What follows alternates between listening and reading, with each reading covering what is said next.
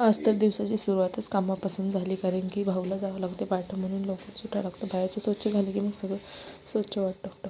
भाऊची तयारी करून दिली आणि जेवण करून थोडीशी झोपली होती दुपारच्या वेळेत. नेतलचे डॅडा का झोपू थोडी देणार आहेत मला. उठ म्हणे, स्वयंपाक करायचा, मला जायचं संध्याकाळी.